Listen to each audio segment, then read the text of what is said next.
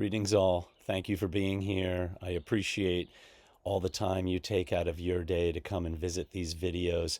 Today I want to share with you a short clip from a documentary I did with Bradford Washburn. And if he's somebody that you don't know about or don't know anything of, I want to introduce you to him today. He was the inspiration behind Renan Ozturk's and Freddie Wilkinson's film Sanctity of Space, and I did a lot of work with Bradford Washburn over the years. I would be remiss to not call him my mentor, even though I think Brad in many respects considered me more of a friend or a relative or something. But Brad is credited with being the modern day founder of the Boston Museum of Science, and his legacy is incredible. 13 first ascents in Alaska. He's also the person who mapped Everest and Denali, and also the Grand Canyon. A brilliant man, also called by Ansel Adams, the late great photographer, the greatest aerial photographer who has ever lived. And so it was an honor to spend time with Brad. And I also recently did a talk at the Boston Museum of Science about Brad, which I'll share in an upcoming video. But short term, I thought I'd share a little bit of a video on a documentary that I did with him called Alaskan Reminiscences, 60 Years of Adventure with Bradford and Barbara Washburn. Before I cut to that clip, make sure you hit subscribe, like, and please comment on this video. I'm working on a lot more Everest videos, so just be patient, everybody. Thank you for all your time and your interest and your comments. Also, consider becoming a member of this page where I'll share special clips and content with you. So let's watch this short video clip of Bradford Washburn. I hope you enjoy it and get to know a little bit about whom I believe is one of the great explorers of the 20th century, Bradford Washburn.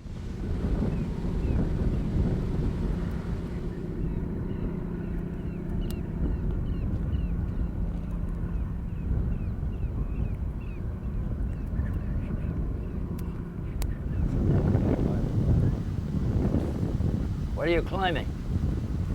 We're doing more of a travel route. Well, Brad, like other people, I guess I was lucky enough to meet in my life, was a real mentor of mine. And even before I met him, he was a mentor in that I was just fascinated and overwhelmed by his incredible photography.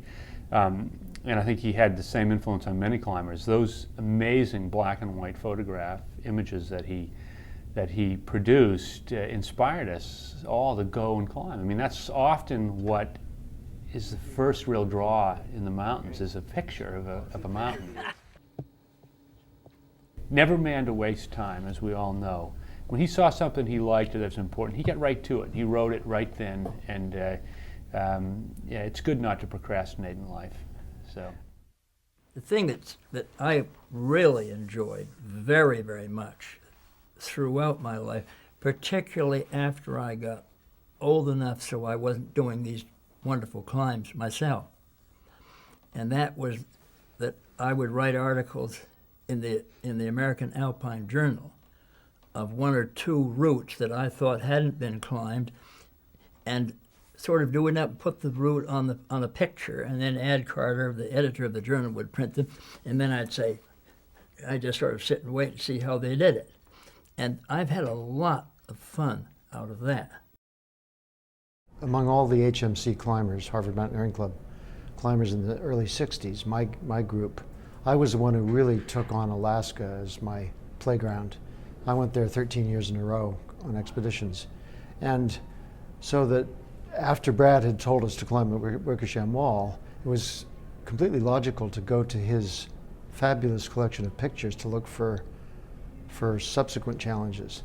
And he would let me, at 20 or 21, go up into the sanctum in the top floor of the Museum of Science and go into his walk-in closet and pour through those bound volumes of all his contact prints. Why don't you take a look? If it works, it'll be in stereo. Yeah, no, it's not. You can. Brad would say that if he was remembered for nothing else, he would hope that he would be remembered as the founder, director of the Museum of Science. And what he really did is turn a moribund, dusty old attic of a museum into one of the great science museums in the world.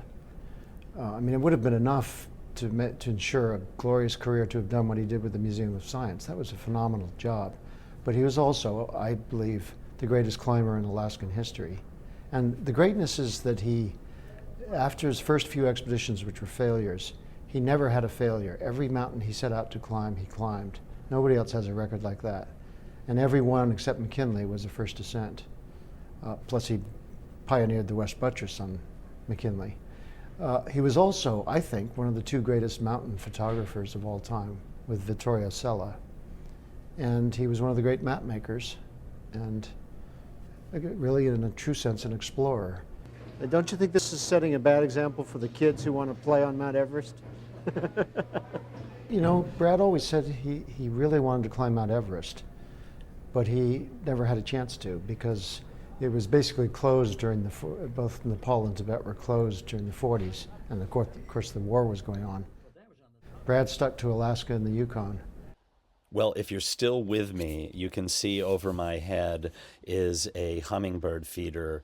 Last night, bears were on this porch and they knocked down the hummingbird feeder over on that side of the camera, including this one that's just over my head. And what I did today was hang it up a little bit higher. I know the bears won't be able to reach it. And just a few days ago, I shared some footage of little bear cubs running up a tree, and that's that tree right there.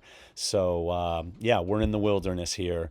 I do yearn for great mountains in faraway places, but for now, New Hampshire, we're having lovely weather. It's a beautiful time of year. July, oh my God, the greatest month in the world. Of course, it's my birthday month, so that makes me feel that way a little bit. Hope you are well wherever you are. Please stay in touch. Let me know how you're doing, and anything that you'd like to see on this channel for your entertainment and for your education. Anything I can do, I'm at your service. Thank you. Please click subscribe. Please like, share, comment, and let me know how you're doing. Peace out. Love you all.